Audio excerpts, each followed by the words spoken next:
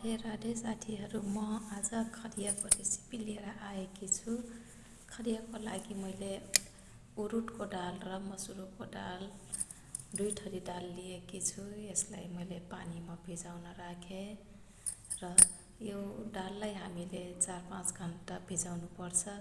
भिजिसकेपछि यसलाई सफासँग धोएर पानीबाट छान्ने र मैले यो दालमा राख्नको लागि चामलको पिठो लिएकी छु र यसको लागि मैले मसलाहरू कुटेकी छु, आफै हातले कुटेकी छु। यसमा राख्नको लागि मसलाहरू मैले यसमा चामलको पिठोलाई राखेँ, दाल र चामलको पिठोलाई एउटैमा राखेँ। त्यसपछि मैले मसलाहरू त्यसमा राखेँ।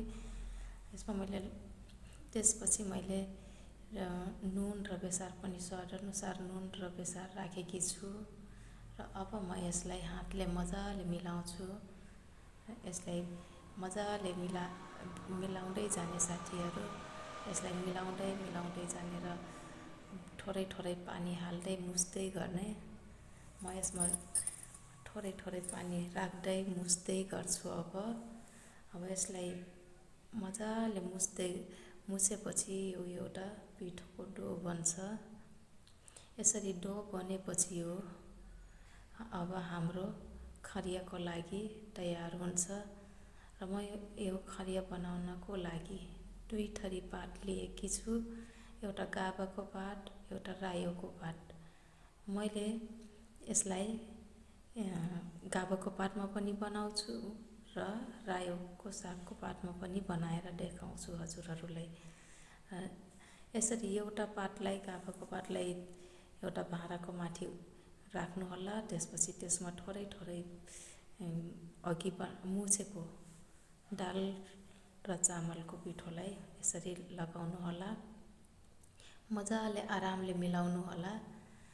यसरी एउटा पातमा पुरै भरिसकेपछि दालको पिठो फेरि त्यसको माथिबाट अर्को पात राख्नुहोला।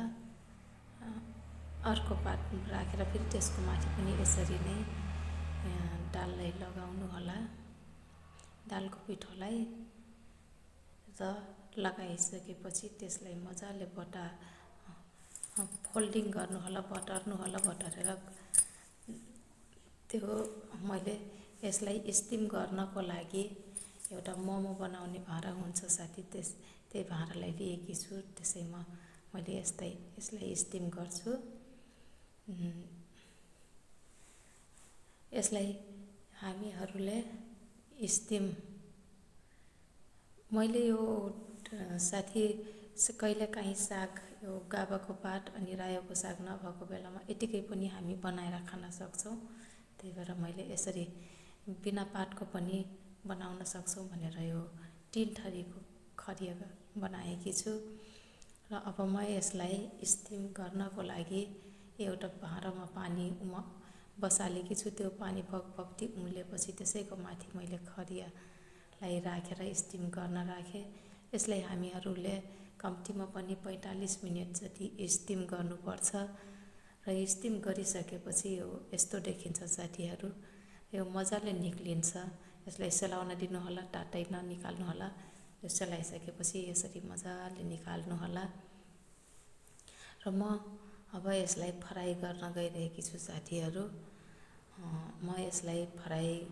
म एउटा गाभाको पातमा बनाएको खरिया लिन्छु, एउटा रायोको सागको पातमा बनाएको, एउटा भने बिना पातको बनाछु। त्यसैले हजुरहरूको सामुन्ने काटेर देखाउँछु, हेर्नुहोला। यति मजाले यो कच्छ, फुट्न पनि फुट्दैन। हेर्नुहोस् साथीहरू, यो यति मिठो हुन्छ। एकपटक यो रेसिपीलाई चेक गर्नुहोला, बनाएर खानुहोला साथीहरू। यो रेसिपी बहुत मिठो हुन्छ। यो हामी थारूहरूको विशेष परिकार हो। र यसरी काटिसकेपछि यसलाई तेलमा फ्राई गर्नको लागि राख्नुहोला। र तेलमा फ्राई गर्दाखेरि यसलाई हामीहरूले एक-एकवटा गरेर राख्नुपर्छ। एक-एकवटा गर्दै तेलमा राख्दै जानुहोला। त्यसलाई आरामले यसरी काटेको खरियालाई एक-एकवटा गरी तेलमा राख्नुहोला र पाक्न दिनुहोला। यसलाई पल्टाइ पल्टाइ नगर्नुहोला। एक पटकमा एकतिर पाकिसक्यो भने बल्ल यसलाई पल्टाउनुहोला, हल्का यसलाई चलाइदिनुहोला। यसरी खरिया राखेपछि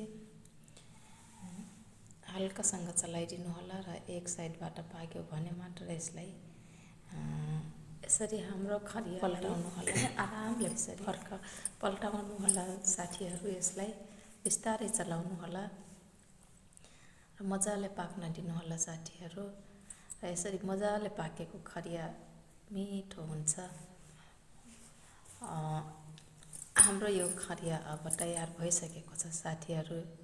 हेर्नुहोस्, एक साइडबाट हाम्रो यो खरिया हल्का खैरो कलरको भइसकेको छ। यसरी म बिस्तारै बिस्तारै पहिला यसलाई चलाउँछु, त्यसपछि यसलाई पल्टाइ पल्टाइ गराएर खरियालाई पकाउँछु। यसरी नै पकाउनु होला। बढी चलाएपछि यो टुट्ने सम्भावना हुन्छ साथीहरू। त्यही भएर मजाले आरामले चलाउनु होला यसलाई। साह्रै मिठो हुन्छ साथीहरू यो हाम्रो खरिया परिकार। एकपटक अवश्य बनाएर खानुहोला। यसरी पकाएको रेसिपी यो हाम्रो खरिया पक्कै पनि हजुरहरूले सुन्नुभएको होला। खरिया भन्ने यसरी नै बनाउँछन् साथीहरू।